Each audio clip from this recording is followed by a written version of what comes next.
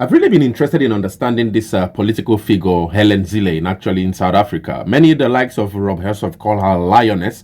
The likes of Nell de Beer call her, a strategist. Even Prince Mashele actually speaks about the fact that she's actually really strategic, in her approach to politics in South Africa. So on this really interesting interview with Sizwe Mpofu, she actually speaks about what really motivates her. Why is she really interested in South Africa's politics? I think it's really interesting to listen to her story, to listen to, how she came to the fore in South Africa's politics and why South Africa is really important and what really is the goal she has for South Africa and the objective and how she sees the future of South Africa going forward. Really important interview. Let's take a quick listen. Well, my parents were refugees from Germany, and my mother's family was lucky to have survived, even though their house was destroyed on Kristallnacht and her father taken into custody. But her family did survive and was lucky enough to be able to get out all over the world. So I've got literally cousins all over the world. It is the original diaspora. Wow. And my father's family was not so lucky. Most of my grandmother's siblings were murdered in the concentration camps, and some even as early as Kristallnacht.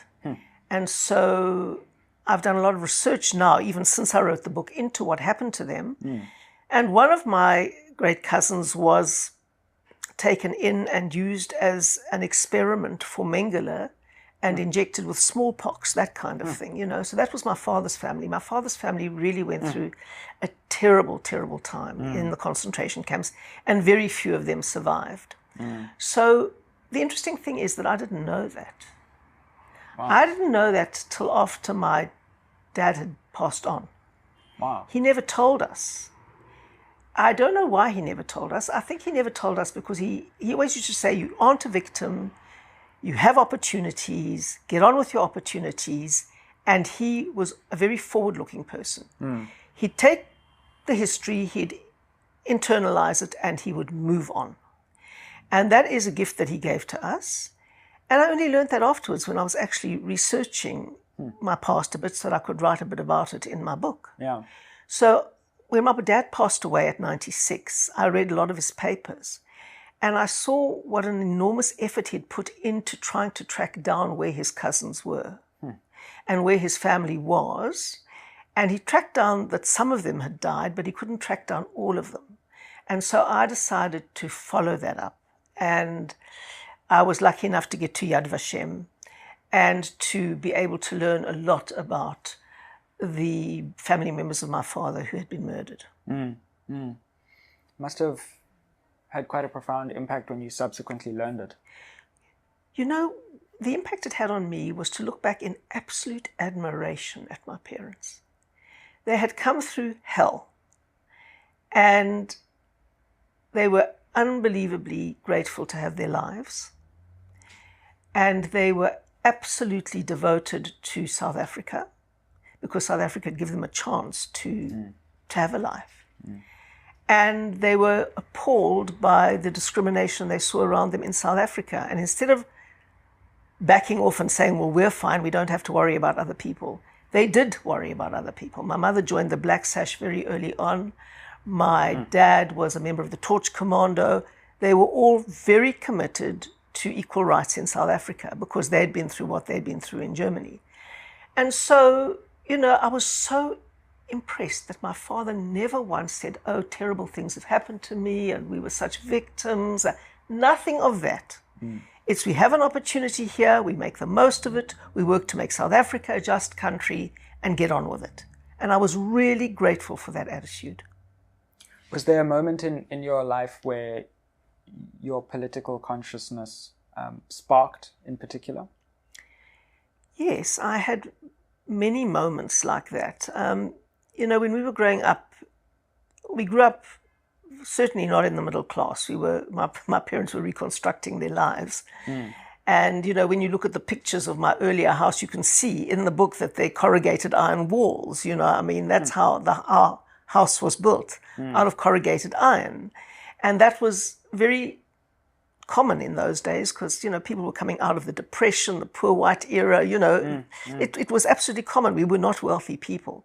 Yeah. And I remember when I had to go to school first, I went to the local Platteland school, and my mother said that some of the kids wouldn't be able to go to school with me, and these were black kids that we played with, and and that puzzled me first.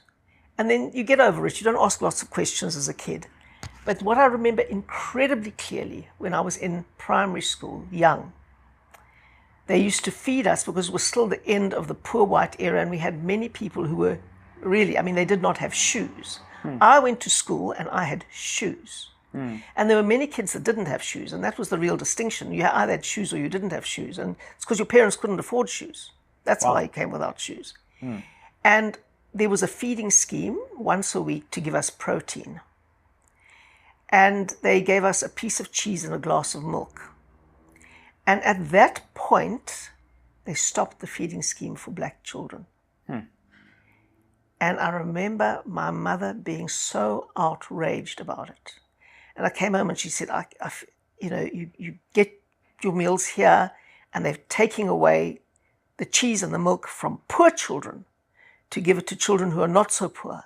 And she was so outraged about that. And that was the first thing I saw. And it hit my consciousness very, very hard. And I could never sit there and eat the cheese, a little block of cheese, and drink the milk without feeling I'm taking this away from someone else. And of course, the teacher would make you drink it because it was part of the feeding scheme at school, and she'd sit there and wait for you to do it. But I could never, ever do it with a clean conscience because my mother had explained to me how wrong it was. Yeah, so we see that it's a really interesting one. I usually listen to her speech a lot, and many times I usually wonder, I know many times she really says things that actually step on the toes of many black communities, but at the same time, she also has this strategy. I think it's a really interesting strategy. Prince Mashele actually breaks it down really well. He actually speaks about how, she has this strategy of really proving, to the black community, especially probably to the world even, that the ANC is not able to lead, and that she's trying to put in her best to make sure that the DA leaders and the DA, controlled municipalities are actually leading in an excellent way, to the point where at some point probably the DA will ascertain its dominance in the politics of especially probably the GNU at the moment. The ANC, I'll be making a series of videos where Prince Mashele really blasts the ANC. He actually argues that black people should never be able to forgive the ANC because the ANC has actually led to the demise of the black majority in South Africa and opening up the door for the emergence of the DA as a superpower in South Africa. And so